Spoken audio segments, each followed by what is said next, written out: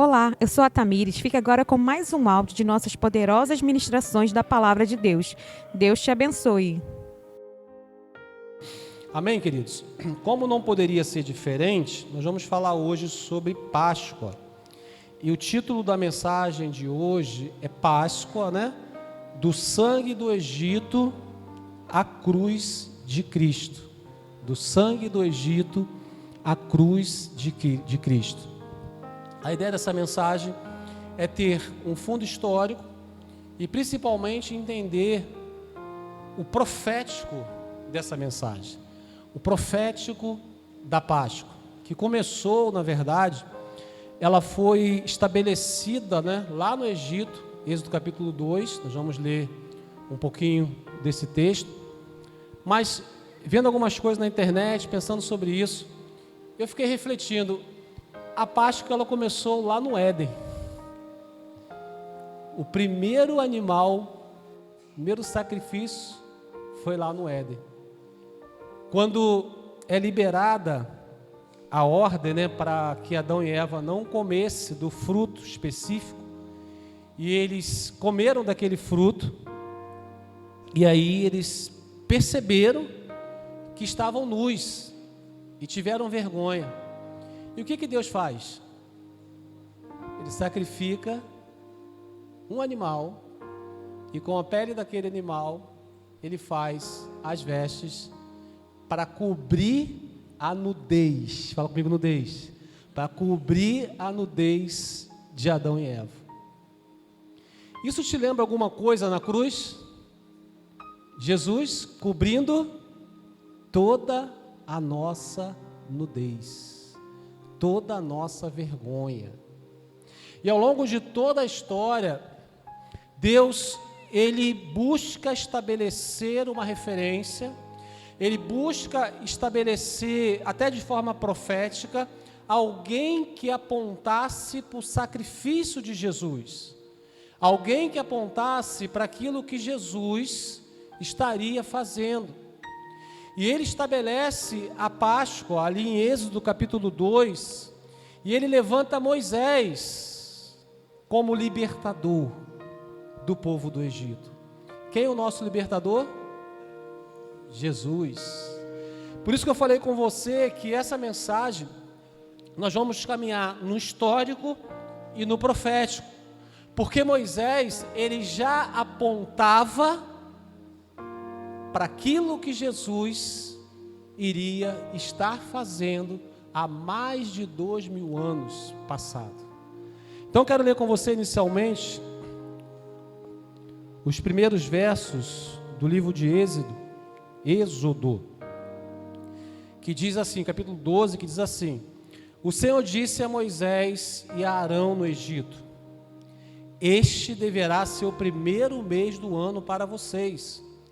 Digam a toda a comunidade de Israel que no 10º dia deste mês, todo homem deverá separar um cordeiro ou um cabrito para a sua família, para cada casa. Deixa eu abrir um parênteses aqui rapidinho. Todo homem. Cadê os homens da casa? Olha a responsabilidade. Todo o homem que tinha a responsabilidade de separar o cordeiro ou de separar o cabrito que posteriormente seria sacrificado. Pegou a visão, homens? Amém? O animal, se a sua família, uma família for pequena demais para um animal inteiro, deve dividi-lo com seu vizinho mais próximo, conforme o número de pessoas e conforme o que cada um puder comer. O animal escolhido será macho de 1 ano, sem defeito, e pode ser cordeiro ou cabrito. Guardem-no até o 14º dia do mês, quando toda a comunidade de Israel irá sacrificá-lo ao pôr do sol. Passem então um pouco do sangue nas laterais, nas vigas superiores das portas das casas, nas quais vocês comerão o animal. Naquela mesma noite, comerão a carne assada no fogo, juntamente com ervas amargas e pão sem fermento. Eu estava lendo, buscando um fundamento, ervas amargas, pão sem fermento. Fiz umas pesquisas representando a libertação do povo do Egito. Por que ervas amargas? Não é bíblico isso, foi um entendimento que eu vi no vídeo e entendi assim também, que precisavam ser ervas amargas para que eles pudessem ao mesmo tempo lembrar e ao mesmo tempo esquecer dos momentos amargos de escravidão. E por que deveria ser pão sem fermento? Porque não ia dar tempo da massa fermentar, porque o cordeiro precisava ser sacrificado. Fala assim para o seu vizinho: Jesus tem pressa. De repente você vai comer esse pão sem fermento, porque ele tem pressa. Amém, queridos? Naquela mesma noite comerão a carne assada no fogo, juntamente com as ervas amargas e o pão sem fermento. Não comam a carne crua, nem cozida em água, mas assada no fogo, cabeça, pernas e vísceras. Não deixe sobrar nada até pela manhã. Caso isso aconteça, queime o que restar. Ao comerem, estejam prontos para sair. Cinto no lugar, sandália nos pés e cajado na mão. Comam apressadamente. Esta é a Páscoa do Senhor. Aqui que é forte. Naquela mesma noite, passarei pelo Egito e matarei todos os primogênitos, tanto dos homens como dos animais, e executarei juízo sobre todos os deuses do Egito, porque eu sou o Senhor. O sangue, fala comigo, sangue, será um sinal para indicar as casas em que vocês estiverem. Quando eu ver o sangue, passarei adiante. A praga de destruição não os atingirá quando eu ferir o Egito. Este dia será um memorial que vocês e todos os descendentes o comemorarão como festa ao Senhor. Comemore-no como decreto perpétuo. Aleluia! Comemore como decreto perpétuo. E aí eu quero ir lá com você rapidinho em João, no capítulo 1, no verso 29, diz assim: no dia seguinte, João viu Jesus aproximando-se e disse: vejam, é o Cordeiro de Deus que tira o pecado do mundo. Aleluia! Olha, lá no Êxodo, o sangue marcando a casa dos hebreus, marcando a casa dos escolhidos, marcando a casa onde o anjo da morte não poderia tocar. Naquele momento era uma marca que estabeleceria, que exerceria um livramento de morte ao povo. E aí vem João, depois de tantos tempos depois, e fala: vejam, é o Cordeiro de Deus. É Ele que tira o pecado do mundo.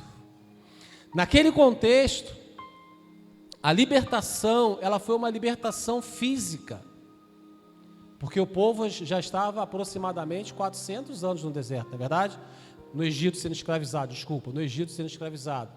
aproximadamente 400 anos ali.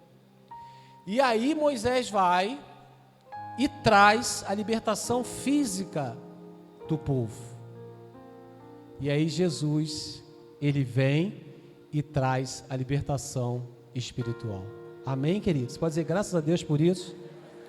A Páscoa nasce no momento de dor e escravidão.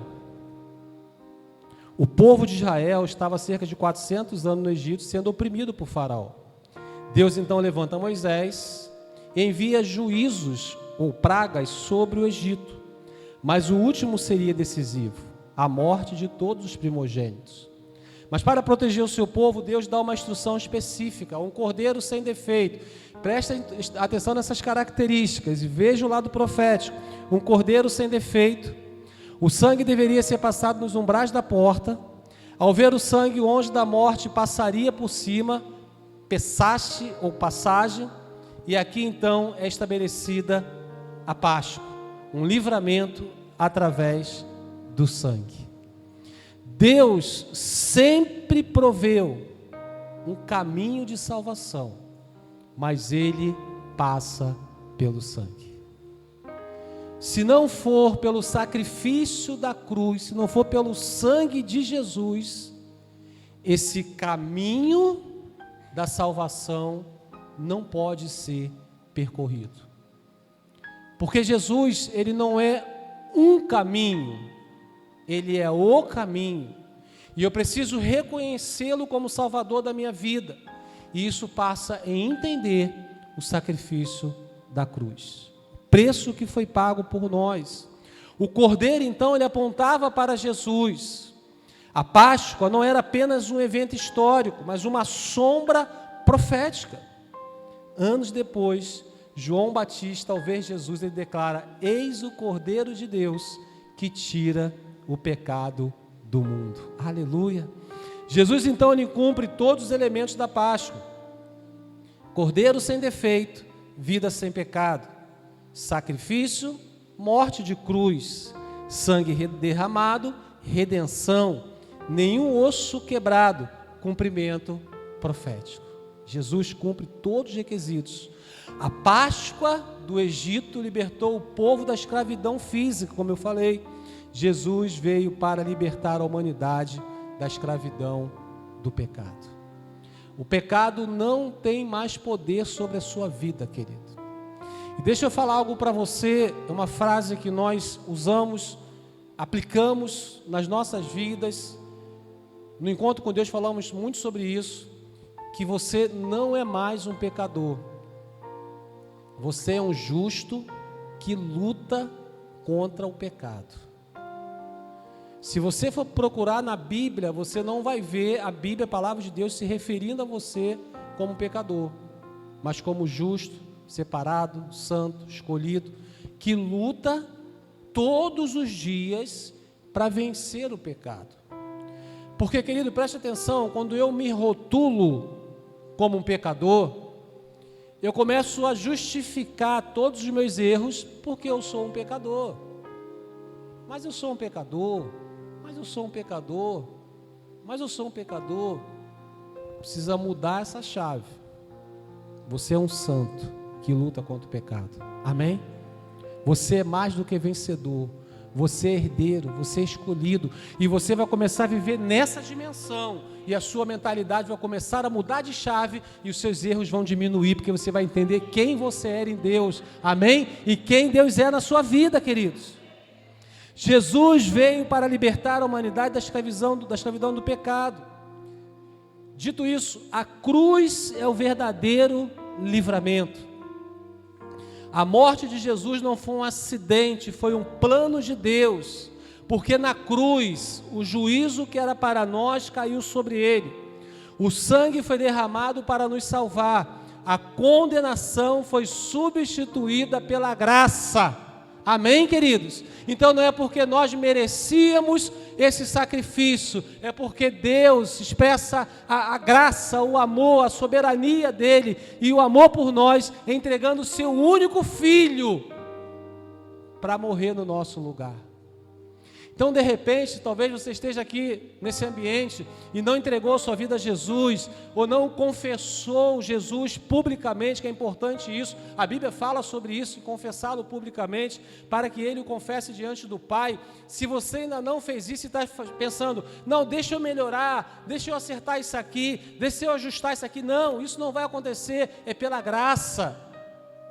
Você precisa vir do jeito que você está, e no processo, Deus vai te moldando, a fim de que você melhore e seja mais assertivo nas suas atitudes. Amém, queridos? Então é pela graça, não tem justificativa, é pela graça. Isso é dom de Deus, para que ninguém se glorie. Pela graça nós somos salvos. Amém? Você pode dar uma salva de palmas para Jesus? Aleluia!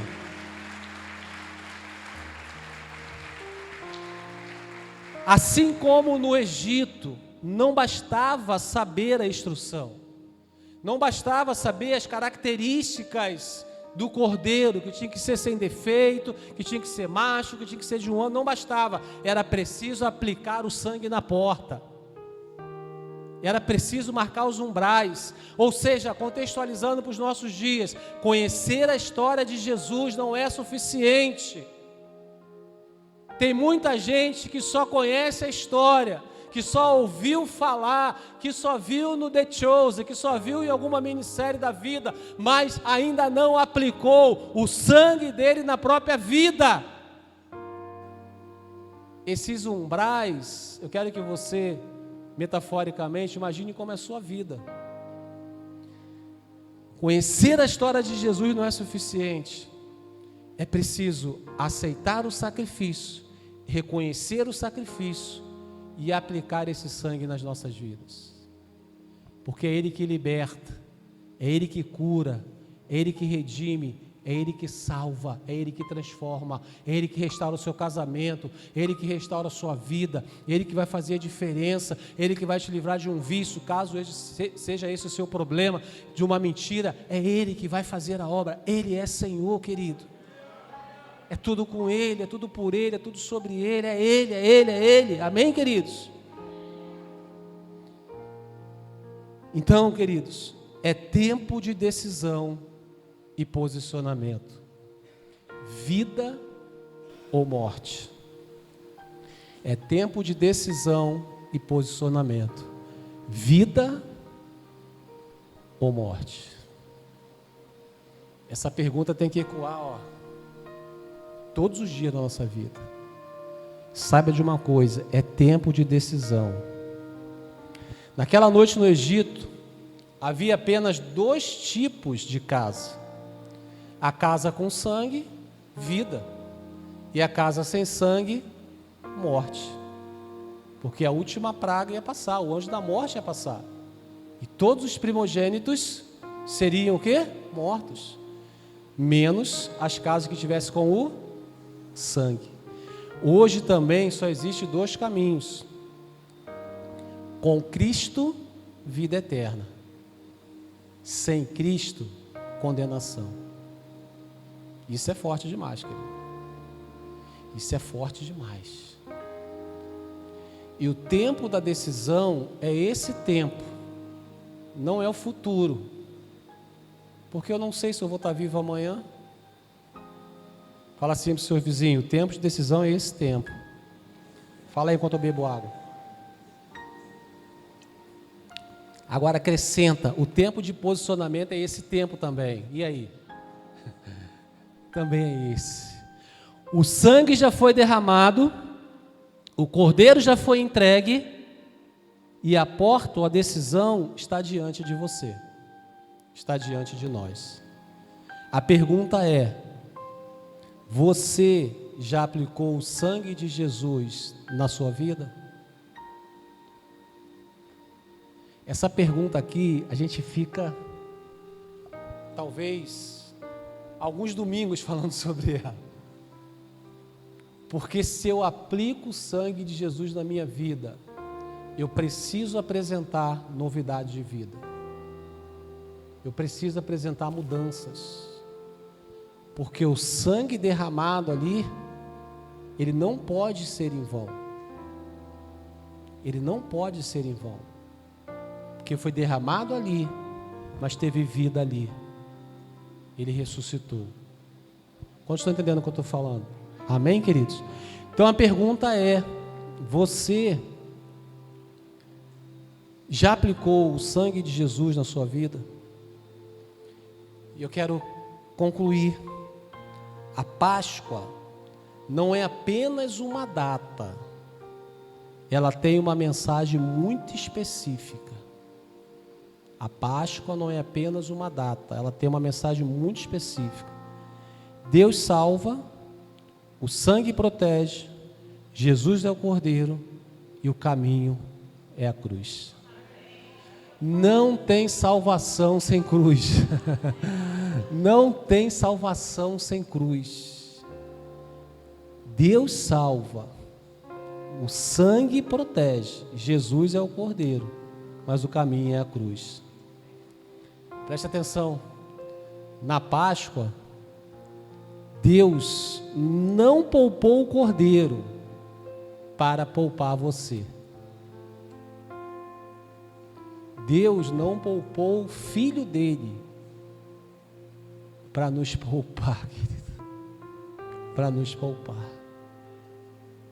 Porque a bronca era nossa, mas ele resolveu a nossa bronca na cruz. Deus não poupou o Cordeiro para poupar a nossa vida.